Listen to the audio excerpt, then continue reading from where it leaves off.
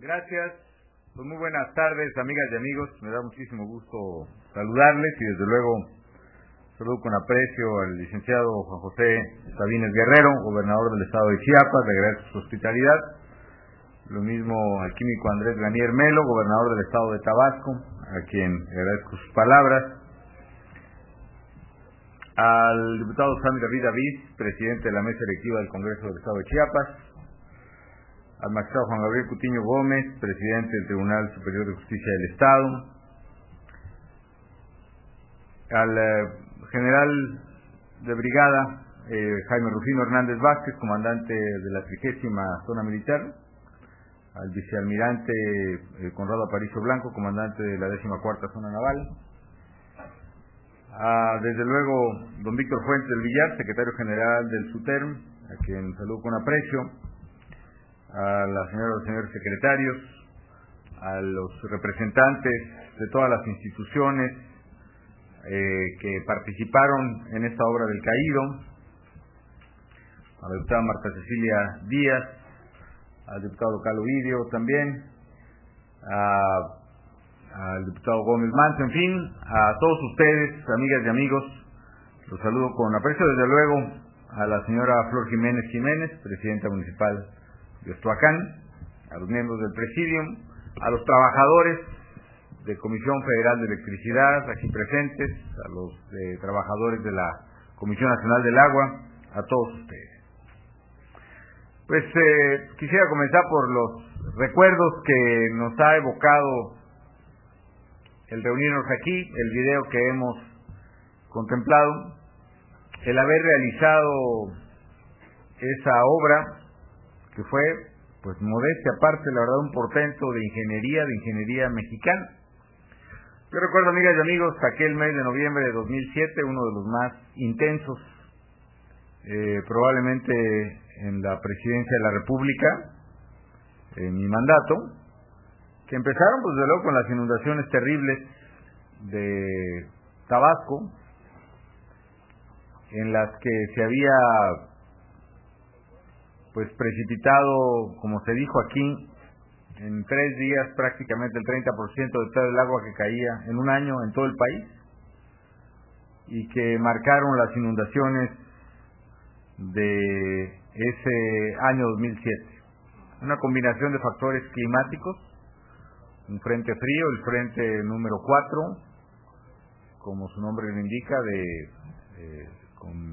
con aires y masas de aire frías, que chocan además todavía con las últimas tormentas tropicales y ciclones provenientes del Caribe, y en cuyo contraste generan una enorme precipitación pluvial aunado a condiciones de marea alta, en fin, varios factores que generaron aquellas inundaciones. Todavía estábamos con el gobernador Graniel, recuerdo, trabajando intensamente. En aquel mes estuve en varias ocasiones en Tabasco, cuando una madrugada el ingeniero Elías Ayub, director de la Comisión Federal de Electricidad, me reportaba ahí en la casa de todos ustedes telefónicamente la existencia de la ocurrencia de un fenómeno que todavía desconocíamos porque no había sido posible llegar al lugar. Hablé posteriormente con el gobernador Juan Sabines en el curso de la mañana. Primero incluso teníamos la impresión de que había sido ya en territorio tabasqueño, sobre la presa Peñitas. Luego se ubicó el punto del derrumbe y el gobernador Sabines me comentaba que incluso la gente describía que la tierra seguía temblando. Esa era la descripción que tenía el gobernador Sabines, y no había llegado todavía una autoridad al propio lugar. El mismo día envié al entonces secretario de Gobernación, Ramírez Acuña, a sobrevolar la zona, y al día siguiente estuvimos aquí.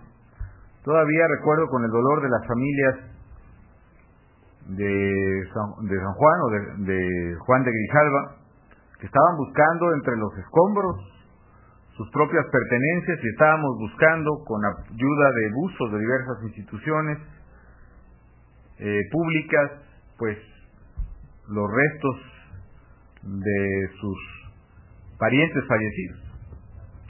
Estuvimos en varios albergues, algunos de ellos en Ostoacán, y me tocó contemplar escenas dramáticas. Por ejemplo, no solo, por un lado, escenas en las cuales les notificábamos a algunas de las familias que su esposo, por ejemplo, había fallecido y que acabábamos de encontrar sus restos mortales.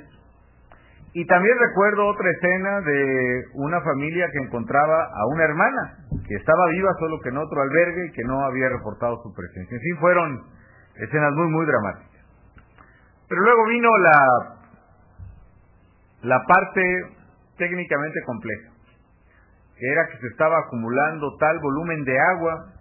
En fin, imaginen este caudal, el río Grijalva, que se había interrumpido súbitamente. Había ahorita la cifra de 1.400 metros cúbicos por segundo de caudal. Para darnos una idea, la Ciudad de México, espero no equivocarme, secretario, pero va a consumir más o menos toda la Ciudad de México, la zona metropolitana, unos 62 metros cúbicos por segundo.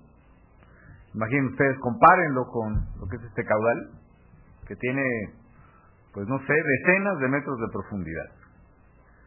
Y resulta que el agua acumulada pues era prácticamente como pues una bomba de tiempo.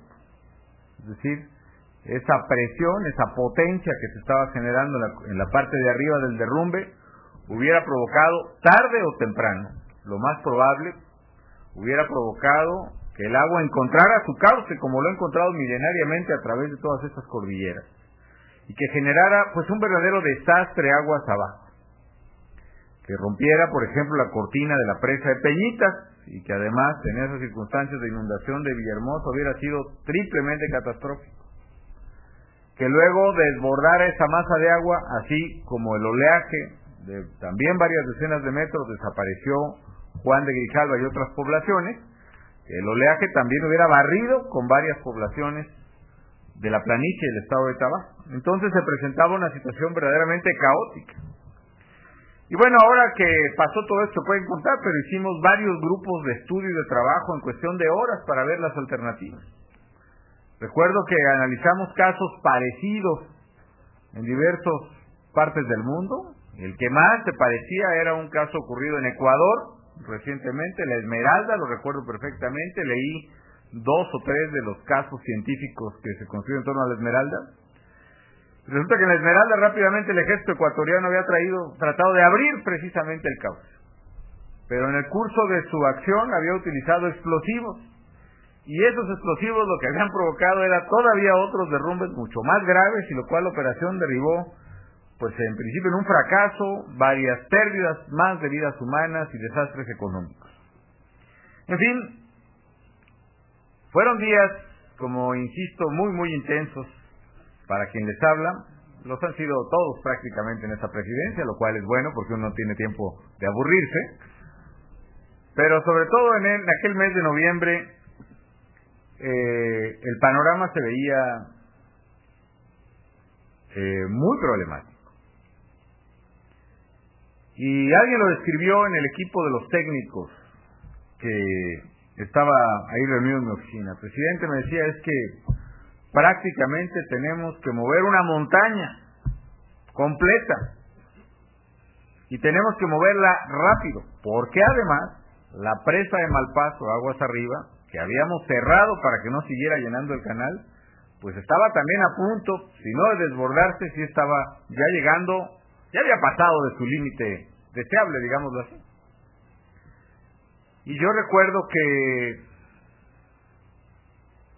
no solo reflexioné, sino comenté que si había que mover una montaña, íbamos a mover la montaña. Y sí, poco más de un mes después, estuve aquí otra vez para abrir el canal, para ver pasar los primeros metros cúbicos de agua, y la montaña había sido abierta por ingenieros, y por técnicos, y por empresas mexicanas. Hoy me da mucho gusto volver aquí para una nueva obra, para dar inicio a la construcción de los túneles de conducción del río Grijalva. Y esta obra de gran relevancia nos permitirá manejar el agua del segundo río más caudaloso del país, que es el Grijalva, y con ello garantizar la seguridad de los tabasqueños, pero algo que generalmente no se menciona mucho de los propios chiapanecos que viven aguas arriba. En Malpaso, concretamente, y otras poblaciones, Gobernador, no recuerdo ciertamente, desde luego había otros Juanes en otras comunidades, pero en fin, comunidades aguas arriba que pasando de la cota 93, 94, pues ya estaban prácticamente inundadas, se inundaron en aquella ocasión, hubo también que mover. Con estos túneles vamos a evitar que si llega otro derrumbe, que es muy probable que ocurra, no de la misma magnitud desde luego, pero si ustedes observan, quizá muchas de esas formaciones que están en las laderas del río son pequeños derrumbes que se han formado en millones de años. Si hubiera otro derrumbe, circunstancia poco probable, como dicen los aviones en el remoto pero probable caso que eso ocurra, en lugar de correr todos los riesgos que les he descrito sobre la presa de Peñita, sobre la población aguas abajo, sobre las comunidades aguas arriba, estos túneles van a funcionar, pues literalmente, como verdaderos túneles de emergencia, de salida, de salvamento, de estabilización, como le quieran llamar. Y además de reconocer, como lo hemos hecho ahora, la dedicación de esos cientos de mexicanos que literalmente día y noche hicieron posible que se hiciera esta magnífica obra de ingeniería, ya hay incluso un reportaje muy interesante en algunos canales internacionales, por ejemplo en Discovery Channel y otros que nos ha tocado ya ver, que hablan de esta, pues una obra que tiene pocos precedentes en la ingeniería mundial, además de reconocerle a los trabajadores ingenieros de CFE, de Comisión Nacional del Agua, de Pemex, de la universidad, desde luego ingenieros militares y navales de Defensa Nacional y de la Armada de México, de muchas instituciones y empresas constructoras. Quiero pues recordar con gusto que los mexicanos, cuando nos proponemos hacer algo, somos capaces literalmente de mover una montaña como la que se movió sobre el cauce del río Grijalva. Los trabajos concluyeron precisamente en diciembre de 2007. Queríamos que los tabasqueños pudieran pasar una Navidad en paz, precisamente a sabiendas que habíamos arreglado este problema, y así lo hicimos. Y gracias a su esfuerzo, fue posible proteger la vida y el patrimonio de cientos de mexicanos en Chiapas y en Tabasco ante el grave desgajamiento que provocó este río. No quiero estar... La fecha del derrumbe, ¿cuándo fue, ingeniero Lares? El 4, ¿va? La verdad es que el 4 de noviembre es una fecha significativa por muchas razones, pero evidentemente entre el 4 de noviembre, para el 18 de diciembre concretamente, ya estaba hecha esta obra. Era como hacer una presa. La cantidad de tierra que se movió en ese mes, nada más, fue, pues, como la tierra que se mueve para hacer una presa de mediano tamaño, o fue la 18ª parte de la tierra que se tuvo que mover para hacer la presa más grande en su tipo, que es el Cajón, la cortina de cemento con sus características especiales, y se hizo en apenas un mes y medio. Este proyecto que hoy arrancamos es una solución de fondo, y es una solución de largo plazo a todo el sistema hidráulico y de generación del río Grijalva. Ya lo vieron ustedes en el video. ¿Qué vamos a hacer? 2 túneles de más de 1 kilómetro de largo cada túnel, de más de 14 metros de altura cada túnel. Es decir, la gráfica es muy descriptiva. Es como hacer un edificio de 5 pisos de altura que quepa literalmente en estos túneles. Es una inversión federal importante. El túnel vale 500 y pico de millones, pero todo lo que tenemos que hacer de caminos y de obras alimentadores son como 760 millones de pesos, que van a generar por lo menos 500 empleos directos, y se calcula que el impacto económico en la zona genera 3 empleos indirectos por cada empleo directo. Y esto se empata además con algo que tenemos muy presente en el gobierno federal, que es precisamente en un momento en que está reduciéndose la actividad económica del mundo, es decir, el corazón financiero del mundo, que está en Estados Unidos todavía, pues literalmente tiene un infarto, válgame la metáfora, y eso provoca que la irrigación hacia la economía mundial pues sea mucho menor, es decir, hay menos consumo, hay menos demanda, para evitar que eso contraiga con todo su impacto en la economía mexicana. Nosotros estamos actuando ahora fuertemente con un programa contracíclico para mitigar esos efectos. Y una clave del programa contracíclico es precisamente la inversión del gobierno, y es precisamente la inversión en infraestructura. Y por eso vamos a gastar ahora esos 760 millones de pesos aquí, porque sabemos que eso nos arregla el problema del río, pero también sabemos que eso significa trabajo y actividad económica para la gente de Chiapas y una parte de la zona de Tabasco.